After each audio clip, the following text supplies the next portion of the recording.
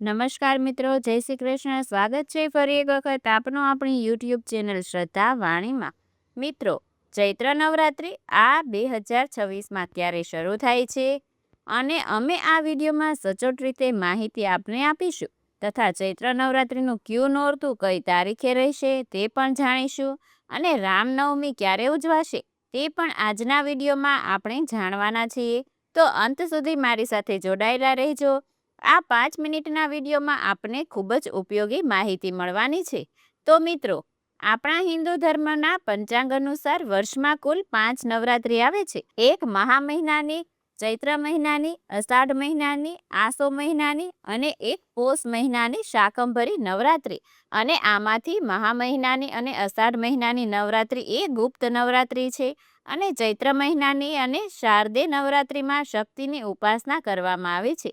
તો હવે 2026માં આવનારી ચૈત્ર નવરાત્રિ વિશે વાત કરીએ તો ચૈત્ર નવરાત્રિ ચૈત્ર સુદ એકમથી શરૂ કરીને ચૈત્ર સુદ નોમ સુધી 9 દિવસ સુધી ચાલે છે.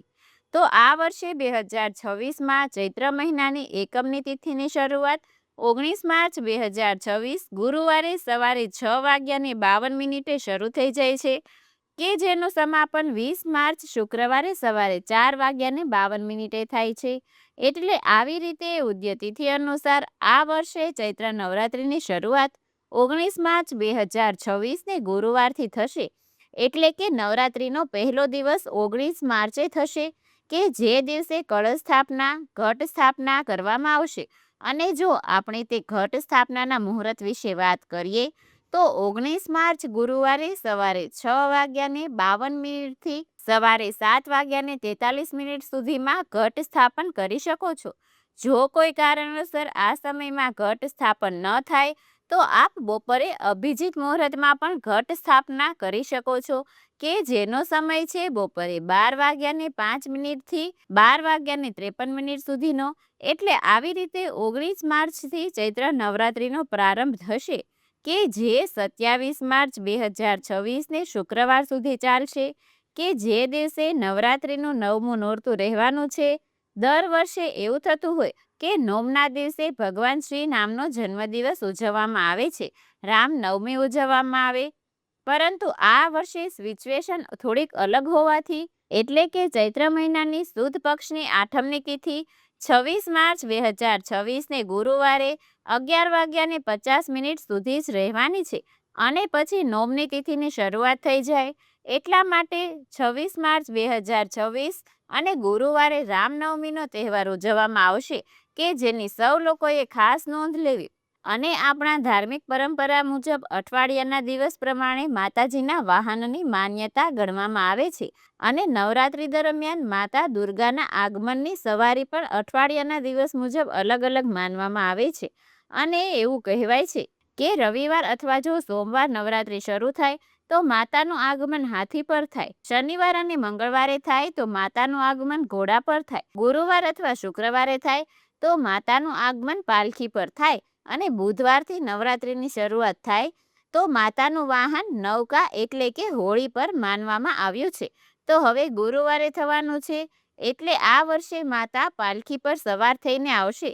ધાર્મિક માન્યતા મુજબ પાલખી પર માતાનું આગમન ક્યારેક શુભ માનવામાં આવતું નથી. તેને ક્યારેક મહામારી અથવા તો મોટી બીમારીના સંકેત સાથે જોડવામાં આવે છે. એટલે આ ચૈત્રી નવરાત્રિ ઉપરથી આપણે એ કહી શકીએ કે આવનાર 6 મહિના આપણા સૌ લોકો માટે કદાચ કષ્ટદાયી નીવડી શકે છે, પરંતુ જો આપણે ચૈત્ર નવરાત્રિમાં અને આગળના દિવસોમાં પણ માતાજીનું સ્મરણ કરીશું, તેમની સેવા પૂજા કરીશું તો કદાચ માતાજી આપણા ઉપર કોઈ સંકટ આવવા દેશે નહીં. માં આપણું હંમેશને માટે રક્ષણ કરશે. તો હવે આપણે જાણીએ કે કઈ તારીખે ક્યુ નોરતું રહેશે અને માતાજીના કયા સ્વરૂપનું પૂજન કરવામાં આવશે. તો 19 માર્ચ 2026 ગુરુવારે નવરાત્રિનો પ્રથમ દિવસ છે કે જે દિવસે ઘટ સ્થાપન થશે અને શૈલપુત્રી માતાનું પૂજન કરવામાં આવશે.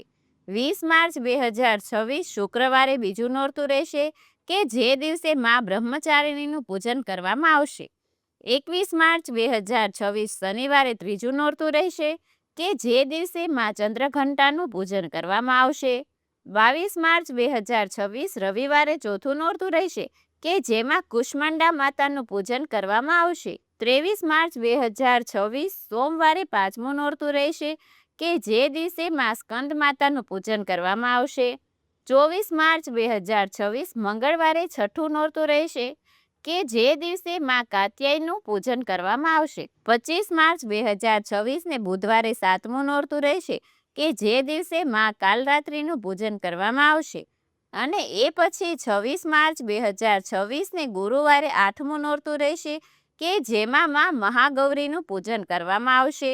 અને 27 માર્ચ 2026 શુક્રવારે 9મું નોરતું રહેશે કે જે દિવસે મા સિદ્ધદાત્રીનું પૂજન કરવામાં આવશે.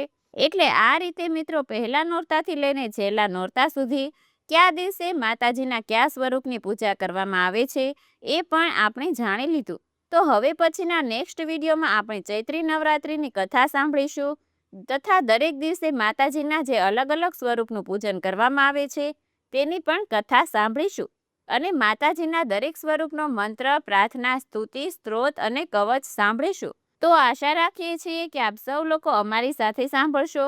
તો આ વિડીયોમાં નવું જાણવા શીખવા મળ્યું હોય તો વિડીયોને લાઇક કરી તમારા મિત્રોને મોકલી અમારી ચેનલમાં નવા હોય તો સબસ્ક્રાઈબ કરવાનું ભૂલતા નહીં કે જેથી આવનારા અવનવા વિડીયો આપ સૌ લોકોને મળતા રહે. ફરી મળીશું નવા વિડીયોમાં. ત્યાં સુધી આપ સૌ લોકોને અમારી ચેનલના જય શ્રી કૃષ્ણ. ધન્યવાદ. જય માતાજી.